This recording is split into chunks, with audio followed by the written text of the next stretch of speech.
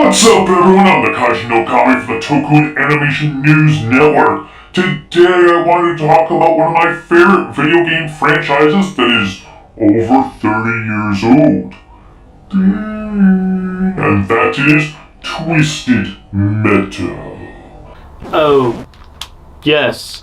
I know the green screen is screwing these up because these are the greatest hits versions, so oh well. Back in June of 1997, I decided to spend my birthday money on getting the newly reduced PlayStation console. Unbeknownst to me, the PlayStation did not actually include any video games with it, only a demo disc showcasing a variety of games. It included a handful of games such as Crash Bandicoot and Cool Borders, along with videos of games, which included Twisted Metal 2. I was instantly enamored with this little video that the next morning my parents took me to Hills and I picked up the original game that had been released under the Greatest Hits banner, which meant the game was a nice affordable $20. I ripped the game open the moment we got home, put it into my PlayStation, and from that moment forward, I was a Twisted Metal fan. For those not in the know, Twisted Metal was the pioneer of what would become known as the vehicular combat genre. The story revolves around a man named Calypso hosting the 10th Twisted Metal contest on Christmas Eve of 2005 in Los Angeles. This contest would feature a variety of cars shooting at each other in a battle royal until only one remained. The winner would be given any wish they desired. It featured 12 different characters, each with their own unique vehicles that range from an ice cream truck, a monster truck, a semi, a buggy, tank, to various types of cars. Each machine had its own abilities that revolved around speed, armor, and a special attack. The bigger the vehicle, the slower it was. The smaller, the faster. One character named Mr. Grimm rides a motorcycle. He's super fast but extremely weak.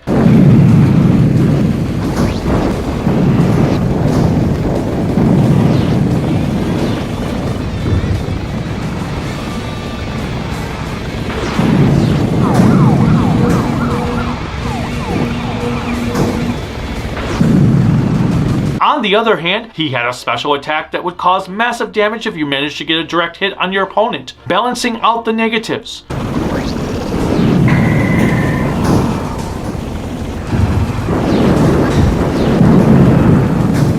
Warthog, a tank, can withstand a multitude of attacks despite being slow as hell. Twisted Metal was like any fighting game where you had to play out all the characters and decide which ones worked best for your playstyle. Every character had a reason for being in the tournament, such as Sweet Tooth wanting to obtain something that was once lost, Spectre wishing to be alive again, Warthog and Crimson Fury are after a black box that reveals the identity of aliens. But they each want them for different reasons, while Outlaw wants a world free from the Twisted Metal tournament. However, Calypso will often twist someone's wish if he finds it pleasurable to do so. Thus, Outlaw ends up being tossed into outer space as it's a world free of Twisted Metal.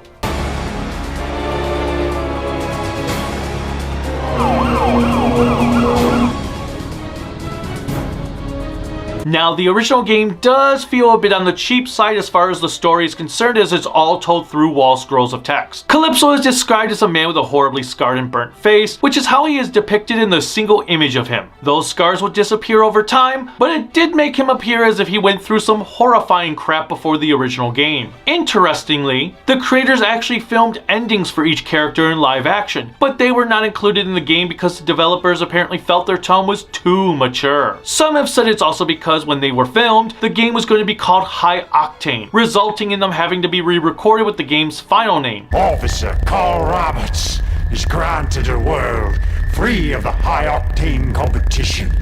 Whatever the case may be, Sony did eventually release them as a bonus feature in a Twisted Metal sequel 13 years later. As you well know, any prize you request will be yours. Did you get a chance to read over my request? I did. Here's your answer. This is it? This is gonna bring me back to life? One question comes to mind. What kind of person would come up with a game where people and cars blow each other up? Well, that answer is simple. People stuck in LA traffic. Series co-creator David Jaffe was stuck in a traffic jam and imagined how entertaining it would be if the cars around him were equipped with weapons and could blast their way out of the jam. It also helped that Jaffe was a fan of the Mad Max franchise, along with car chases from directors such as Michael Bay and Michael Mann, all of which inspired his idea to make something different than the typical racing game that were notable at the time. Twisted Metal was a success and therefore a sequel was greenlit. Twisted Metal 2 made a significant amount of improvements from the first game, which also included voice-acted comic book-like cutscenes for the endings and an introductory one setting the tone for the game you were about to play. But where will the contest be held? Oh, the world will be my battleground. Paris, Hong Kong, even Antarctica. Calypso, you are coming with me. Minion, it's so good to see you again. Surely we can work out a deal? You stole my powers, Calypso. While the first game was set solely in various parts of LA, such as an arena, a cityscape, another cityscape but with snow, a highway, the suburbs, and the rooftops, 2 spread itself out across the world. These include the ruins of LA, a missile silo in Moscow, the streets of Paris, a temple in the middle of a volcano in the Amazon, Antarctica with a collapsing environment, New York's rooftops, the fields of Holland, and the streets of Hong Kong. It made the game bigger on top of being better like a proper sequel should do. Half of the roster featured returning vehicles from the first game, while the other half were completely new. Some of my favorites include Shadow, Axel, who was the most unique by being a man stuck between a pair of wheels, Spectre, Outlaw, and Minion. The boss of the first game in the Amazon level, who can also be played using a cheat code. Cheat codes? Pathetic.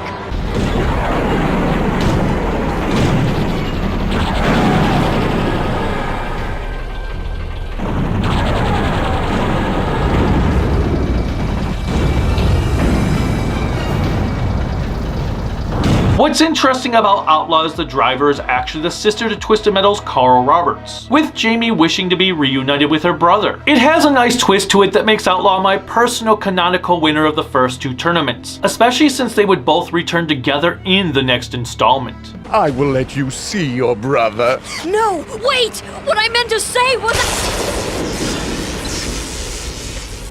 But it was too late. Her wish had been granted. Hey sis, I'm over here. Oh my god, Buzz, I found you! I can't believe it, I found you! And with that said, this is where Twisted Metal went south. Kind of. Jaffe's game studio, Single Track, had left Sony to pursue their own path of destruction, requiring Sony to hire a new one to take the reins of the next game. Enter 989 Studios, who was tasked with building an entirely new Twisted Metal engine from scratch to have a new game out within 9 months. It was an impossible feat as Twisted Metal 3 ended up being a huge downgrade from its predecessor. The car physics were overhauled from arcadian style to being bouncy. You could say that Twisted Metal 3 is the original Tumbler.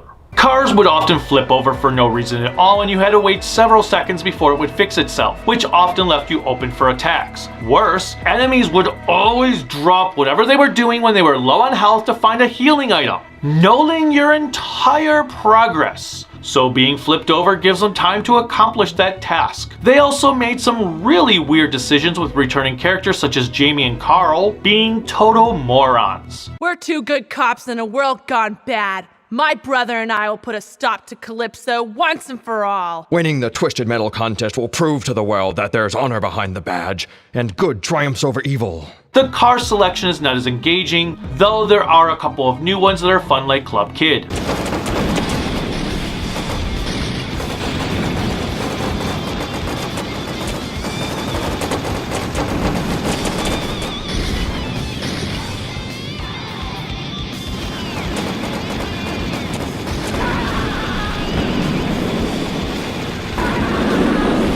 However, the worst aspect of the game are the inane endings. They're extremely short, none of the characters beyond Calypso speak, and they all pretty much play out in the same manner. You see the car drive into Calypso's blimp, he talks and does his thing, we see the character in a swirly background with whatever the outcome is, and then he bids the player farewell. Most of them are utter garbage, like Mr. Grimm wanting Calypso's soul so he kicks his face. So, Spectre, you want to be famous and on TV all the time. Your wish is granted.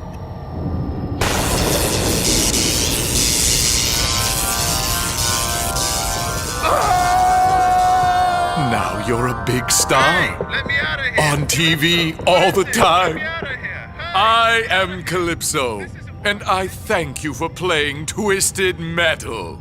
some that make no sense with the actual character's backstory. I do like Minion's ending though. You want to spend the rest of eternity in hell? Your wish is granted.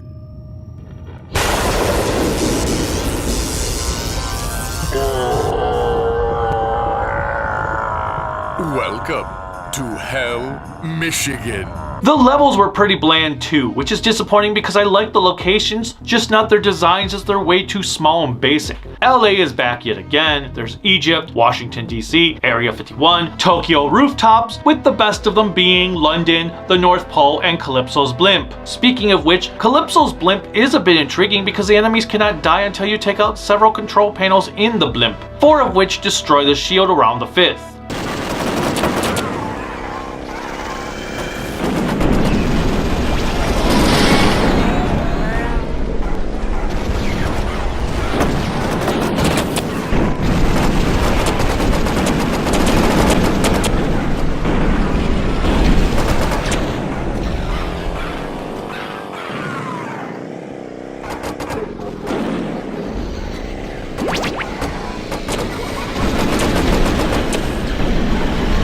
It's a neat idea, however, the game doesn't really inform you of this little plot, so you have to either somehow figure it out for yourself or look it up.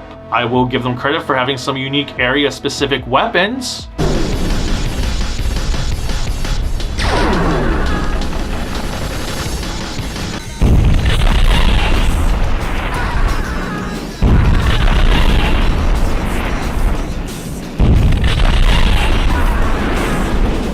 PlayStation 1 saw a final installment of the main series, which made some notable improvements mechanically. Cars were not as bouncy and were instantaneously corrected if they flipped over, though the game still suffered from glitches.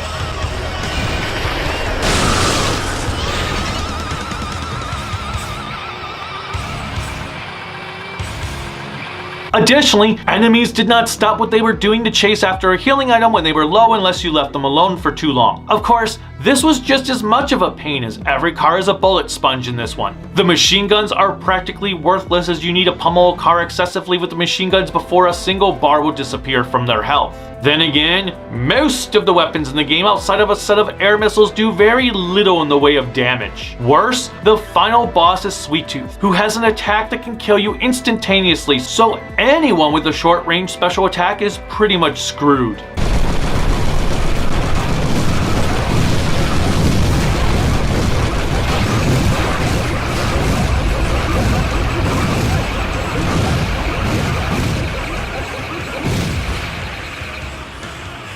The only strategy that really works is freezing him, shooting him with the air missiles, and then running away like hell until you are able to repeat the same process. And unlike other final bosses who you can cheese, you do not get that luxury with Sweet Tooth. For example, there is a temple in Hong Kong in Twist Metal 2 that you can camp out in the entrance of one specific side and wail Darktooth, the final boss, with attacks whenever he drives by.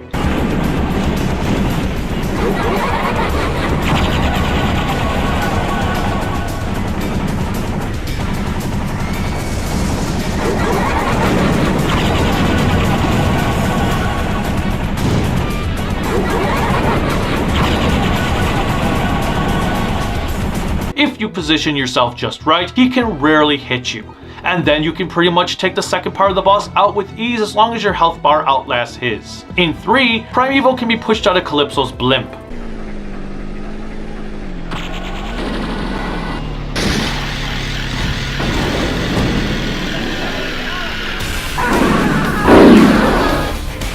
Anyway, Twisted Metal 4 includes practically an entirely new character selection, with returning ones only being bosses and playable after you beat the game once. My favorites from this game include Calypso, who has been ousted by Sweet Tooth and now wants to nuke the entire operation.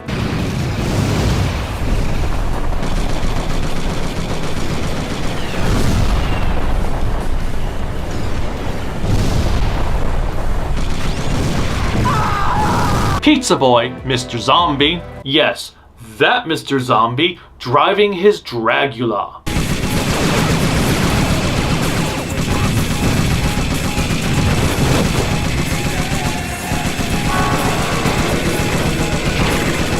And and the Joneses. Oddly enough, this time their names are focused on the characters rather than the cars. One of the biggest annoyances to the game though is that every level includes a boss fight, which just pads the game out for no reason whatsoever. Some you can beat with a nice freeze bomb,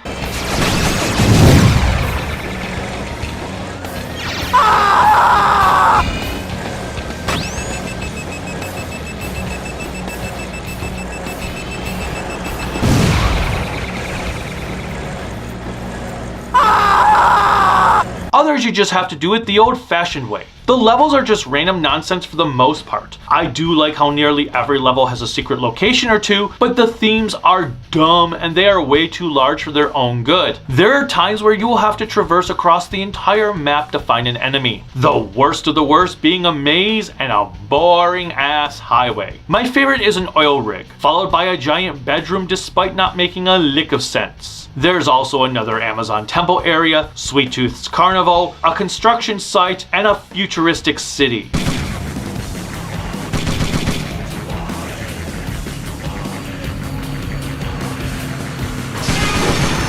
Hey look! I'm on a TV, on a TV, on a TV, on a TV. Shut up. Okay. To say Twisted Metal 3 and 4 were inferior is an understatement, and yet they do have some noteworthy aspects that make them worth playing. The endings in 4 are vastly superior to what 3 entailed, though some are pretty crappy. Drop a player in a bucket, heck, trip down hoop ride, all chromey homie with my name on my props. Oh yeah, it's gonna be quick. So quick I bounce without my shadow and all that. I think something can be arranged. Here goes nothing. Oh, man! Instead of looking out for potholes, he should have been looking out for black holes! You've shown an enormous capacity for succeeding, leaving not a small trace of doubt in the mind of any spectator of the tournament that you are largely, by a giant margin, the biggest champion of the Twisted Metal competitions. Arrgh! Enough! I've come here for me wish. Microblast, it is not our intent to belittle you. Why, iota? Very well, we'll keep this short. If you beat the game with one of the boss characters or your own created car, because that was a thing, you just get a generic ending with no interaction or actual wish scene whatsoever. The characters of Drag Queen and Trash Man might be the worst of the entire franchise. Thankfully, when the PlayStation 2 came along, the remnants of single track returned to Sony under a new company, Incog Inc. Entertainment, and they worked on the next installments of Twisted Metal. There was one more PlayStation 1 game called Small Brawl that came out, which featured the cars as children's toys. I sadly never played it myself, but I have heard great things about it and hope to rectify that someday.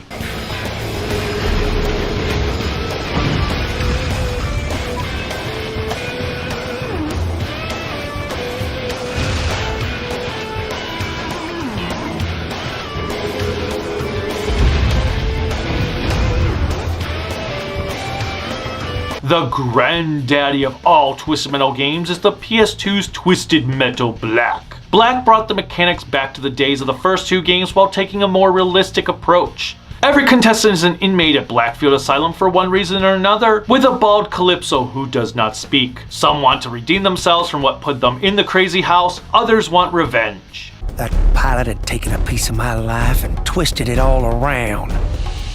How could I refuse the chance for revenge? He said I'd taste the payback I'd been dreaming about. I just wanted to find the son of a bitch who destroyed my life. The only negative I have is it turns on the grimdark edginess to 1000. The gameplay is frustratingly fun, with an emphasis on frustrating. I say this because for all of its accomplishments, it still has some detriments. Your enemies are relentless when it comes to attacking you and will often gang up on you, ignoring each other entirely. While this has been a notable issue for the entire series thus far, it seems excessive here because your car can feel like it's made of tissue paper at times.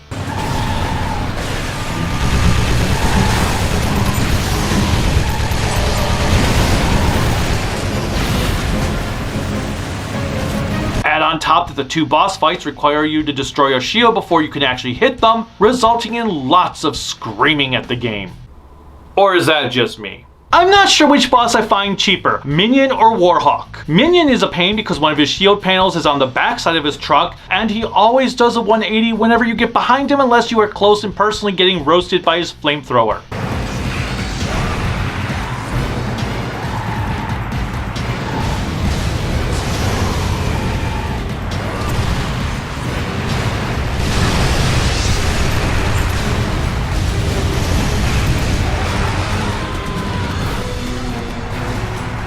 Warhawk's shield can only be damaged by destroying 3 to 4 minion-like tankers next to him. After that, you have to find a way to attack him as he's a helicopter. Therefore, only attacks that can shoot up into the air can hurt him, rendering most weapons useless.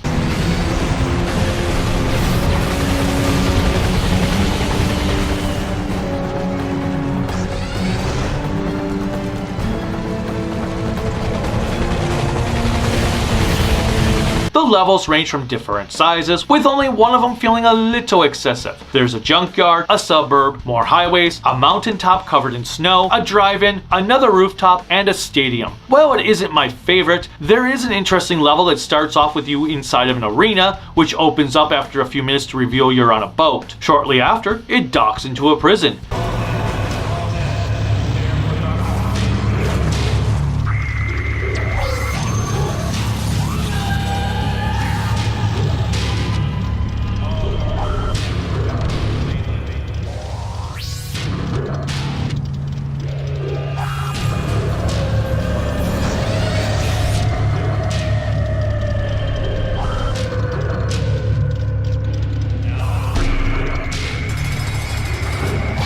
It's quite unique in its presentation. Another game I have yet to play is a PSP one called Head On that was also eventually ported to the PS2. It's written to be a direct sequel to 2, ignoring the events of 3 and though Calypso resembles his black iteration but with white hair. Congratulations, officers. Stand still, Calypso. I'm about to make my own wish come true. Jamie, move! So help me, I'll go through you if I have to. What? You kill your own sister? I didn't mean... You shoot your own sister? No, I would... You want to kill me? No, shh, I can't think. What's happened to you? Finally, the last game in the series is simply called Twisted Metal on the PS3. It was a game made for online play that had a story mode thrown in at the last minute, and it's definitely a game I find to have made some unique decisions. The multiplayer aspect was your typical Twisted Metal formula of beating all of the other cars. However, being online means there was no actual story to be had. It was just playing for the sake of playing. That would be fine if the actual story mode was anything to write home about. For some reason, you can only play as 3 characters: Sweet Tooth, Mr. Grimm, and Dollface. You can choose what vehicle you want them to drive, which defies the point of having multiple vehicles. Sorry, but Outlaw is not something any of those 3 should be driving. Why even bother playing Mr. Grimm on his weak sauce motorcycle when you could play him in a superior vehicle? Nevertheless, that's not even the worst aspect of this game. The worst comes from stupid racing events and obstacle courses. I thought I was supposed to be playing Twisted Metal, not Stuntman. It also features the worst boss fights in the history of the franchise. Come on! Lost the battle. You have lost the battle.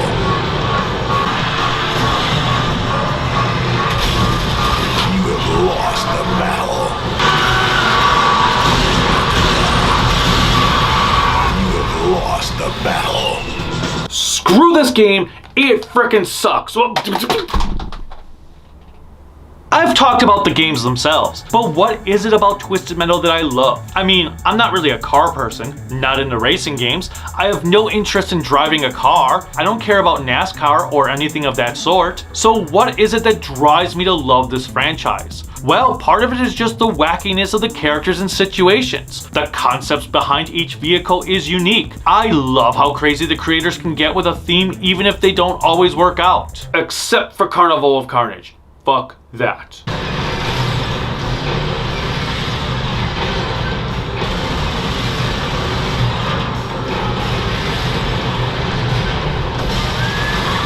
You have lost the battle.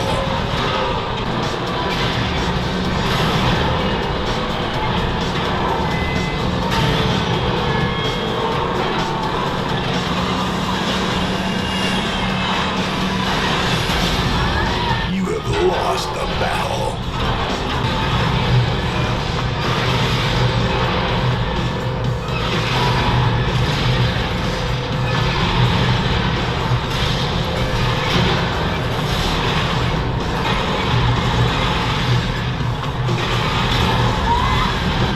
Lost the battle.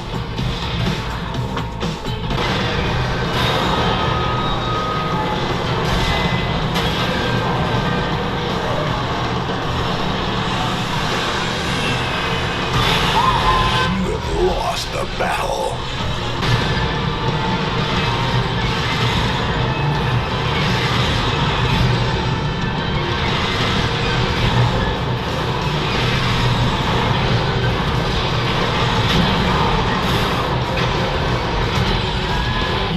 Lost the battle.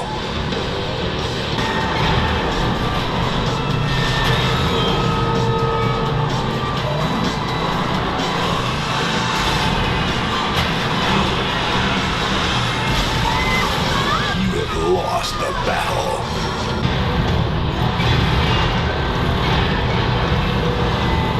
Death is imminent. Fight. You have lost the battle.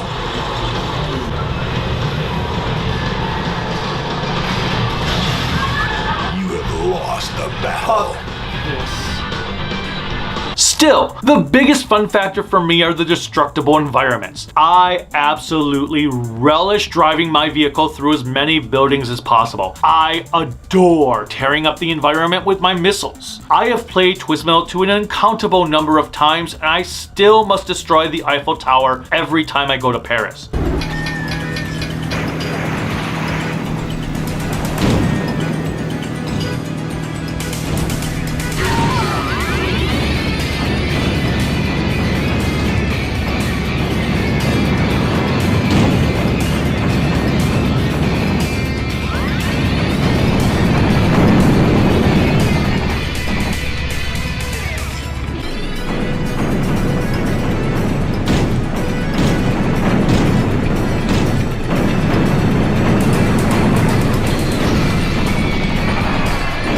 I just can't not blow it up. Same goes for burning the Mona Lisa inside the museum.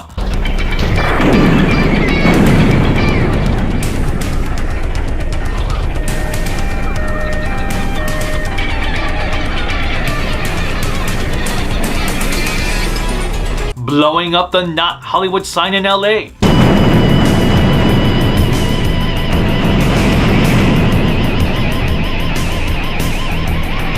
Although apparently canonically you don't blow it up in this game because you can also blow it up in Twisted Metal 3.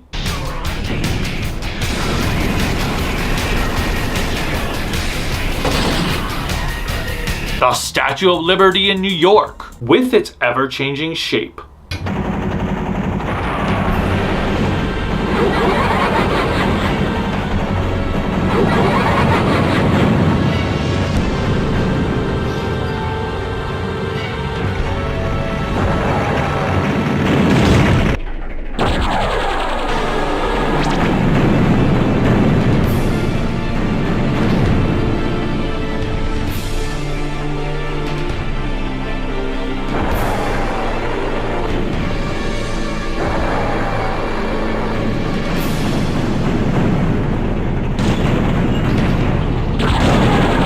And the Silo Arms in Moscow.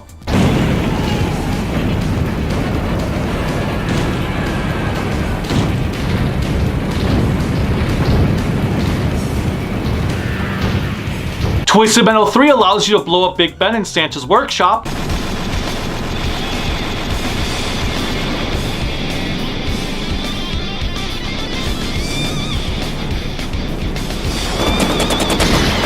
Is this for good?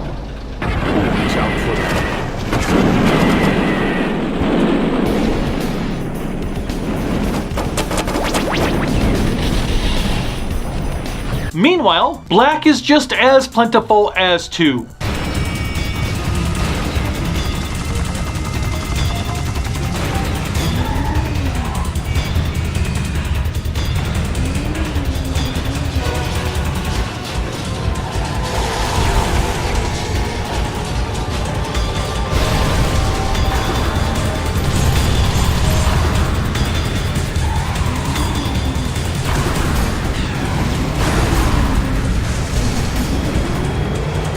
You can shoot down an airplane that creates another pathway to traverse.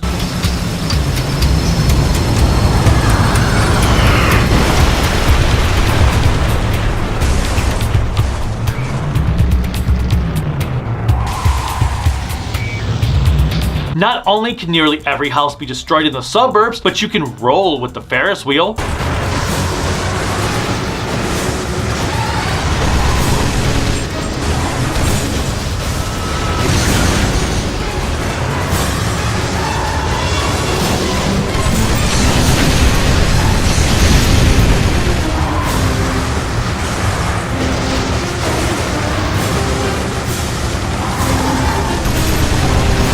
The church can be ravaged on the rooftops.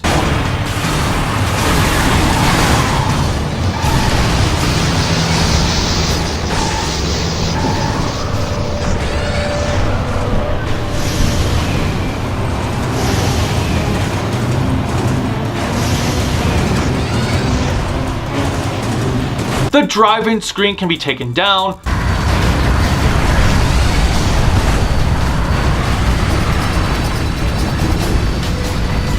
You can destroy a bridge a train goes over.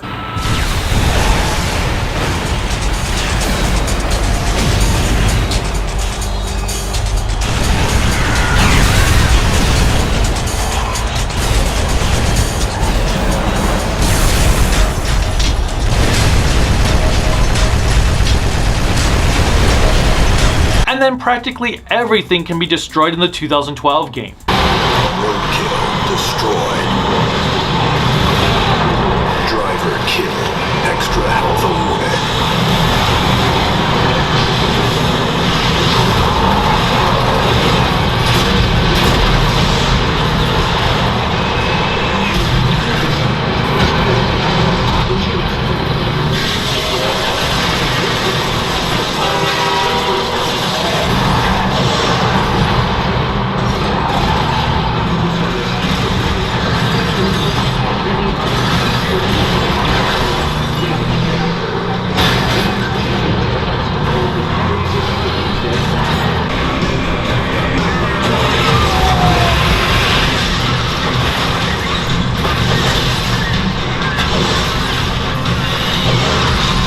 Being able to ravage your surroundings is exceptionally fulfilling.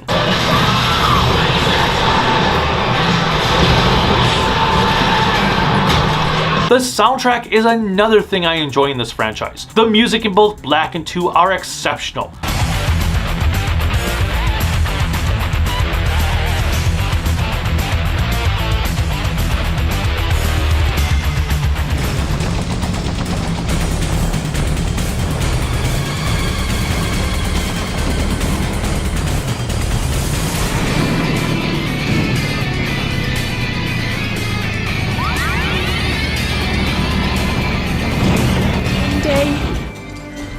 I made a terrible mistake. I didn't mean to upset him. I didn't mean to be so clumsy. The biggest mistake Twisted Metal ever made was adding in licensed music into the mix. Don't get me wrong, I love hearing various tunes from Rob Zombie, but sometimes the music they pick just doesn't fit with the overall aesthetic of Twisted Metal. I'm sorry, but Cypress Hill does not fit with Twisted Metal. Nor does Pitch Shifter. And unfortunately, YouTube copyright makes it hard to showcase gameplay from these games due to this. For some reason, there is no music in Calypso's Blimp until Primeval shows up.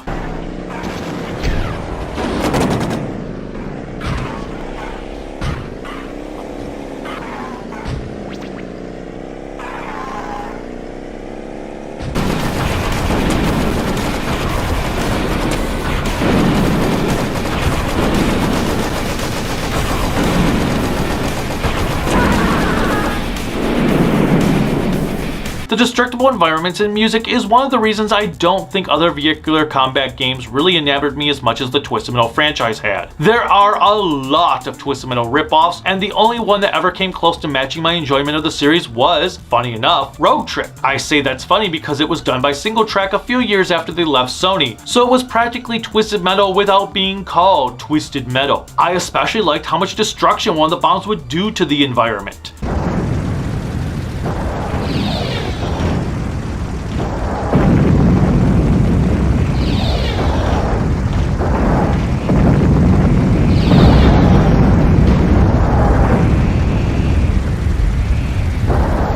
There were a few others that were amusing to play, such as Critical Depth or Twisted Metal in the Ocean, and Vigilante 8, which gave a 70s flair to the genre, but none of them piqued my interest beyond a single rental weekend. Hell, even Star Wars ripped off this franchise. And if you want to feel like you're a stormtrooper, play this game.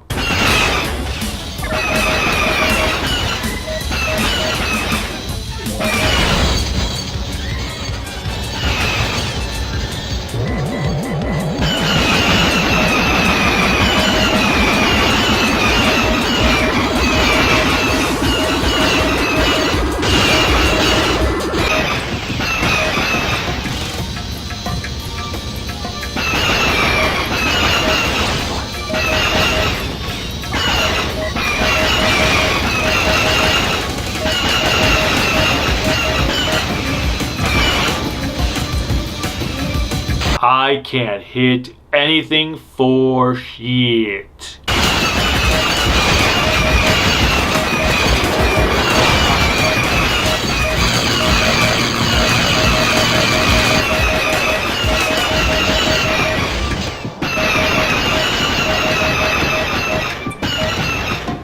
As did WWF.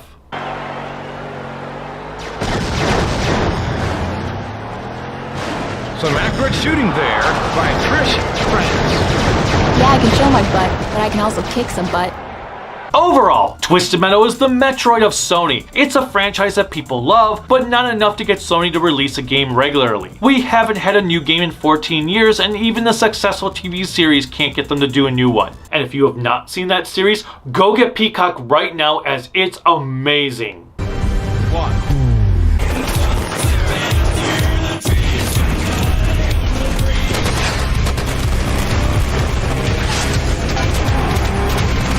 Alternatively, this might not necessarily be a bad thing given the immense focus companies have for online play these days. There were multiple characters you unlocked in Black by freeing them from a prison cell through certain tasks, whereas today they would all be locked behind DLC or microtransactions. As such, it's probably for the best. If nothing else, I wouldn't mind getting a nice remaster collection in the same vein as the Tomb Raider and Legacy of Kain remasters. I am the Kaiji no Kami, and I thank you for watching this Twisted Metal retrospective.